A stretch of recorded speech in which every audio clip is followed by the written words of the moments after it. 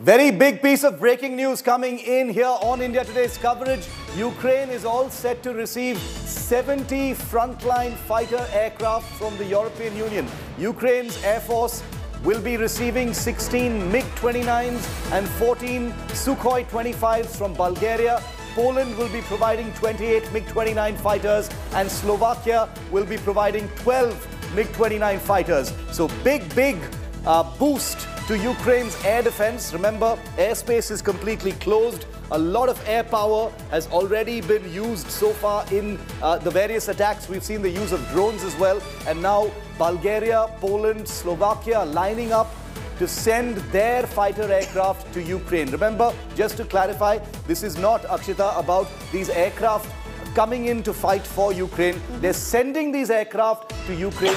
They will be flown by Ukrainian pilots. Remember, the Ukrainian Air Force already operates several MiG-29 and SU-25 fighters. So, there won't be much conversion training, as it were, to learn how to fly these. The pilots in Ukraine already know how to fly these aircraft types. So, up to 28 MiG-29s from Poland, 12 MiG-29s from Slovakia, and also SU-25 aircraft from another country. So big air power boost to Ukraine at this point of time. So this is the big development that's come in. The question, however, Shiv, is whether this kind of a step should have been done much earlier, when the conflict itself was announced.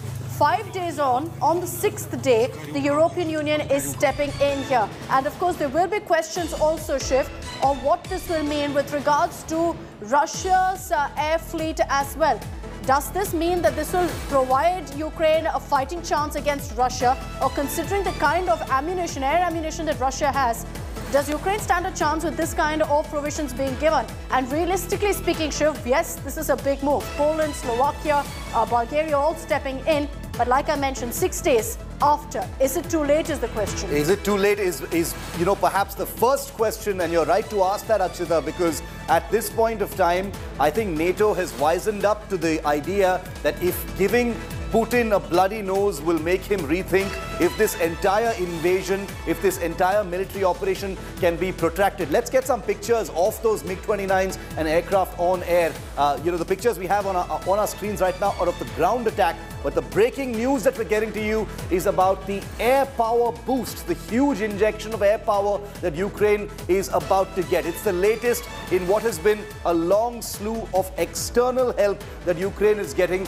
But remember that none of these countries is participating directly in this war. They're sending aircraft, they're sending troops to neighboring countries, they're sending a huge tons and tons of weaponry, anti-tank guided missiles, Stinger missiles, etc. But this is the latest that we can break to you, that Ukraine's air power will be receiving 12 MiG-29s from 16 MiG-29s and 14 Su-25s from Bulgaria, 28 MiG-29 units from Poland and 12 MiG-29s from Slovakia. So that's like a good 4 or 5 squadrons worth of frontline fighter aircraft. All of them will be armed with strike missiles as well as air-to-air missiles.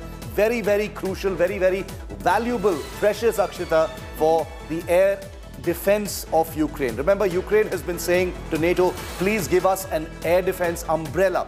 An air defense umbrella basically means fighter aircraft from the neighboring countries, providing combat air patrols around Ukraine to protect it like a bubble against external aggression through the air from Russia. But now they're doing the second best thing. Instead of sending their aircraft to actually fight for Ukraine, they're sending the aircraft themselves. Ukrainian pilots will be flying these aircraft. We'll get you pictures of those aircraft in just a moment from now. So the European Union stepping in. Many countries like this have also started stepping in now. Many of them providing military support in the form of fighter jets or any equipment that they can really provide to Ukraine right now. The European Union, the latest on that list. Yes, it's a big step up for Ukraine. It helps them in protecting their skies. But Russia also is very heavily armed, Shiv. They've got a huge amount of air equipment defense with them, which they're using already. It's already out there, blasting several key Ukrainian sites. So now with the announcement coming in, realistically speaking, it will take time for Ukraine to actually get these with them as well, to get any of this equipment with them. Yes. Realistically speaking also, Shiv, if you could do a comparison for us, What does Russia's air fleet look like? How will this really help Ukraine?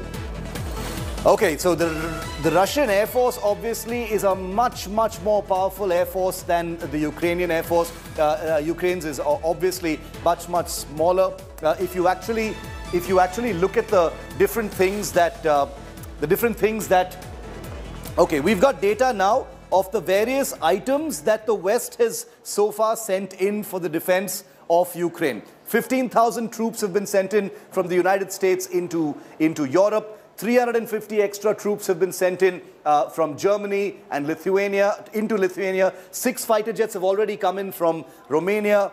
2 warships, NATO warships are, forming 2 maritime groups for the protection of Ukraine in the Black Sea. 1,000 more troops have been sent by the United Kingdom into Estonia. 350 troops have been sent to Poland. 4 Eurofighter Typhoon jets have been sent to Cyprus as well. So this is continuous, Akshita. What we're seeing is a non-stop infusion, an injection of force, whether it is fighter aircraft, whether it is troops into neighboring countries, whether it is warships, whether it is weapons and ammunition.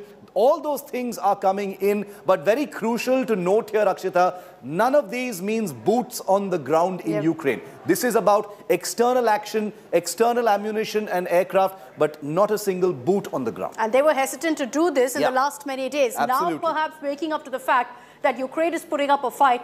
That's why they've decided to send in military aid and military support.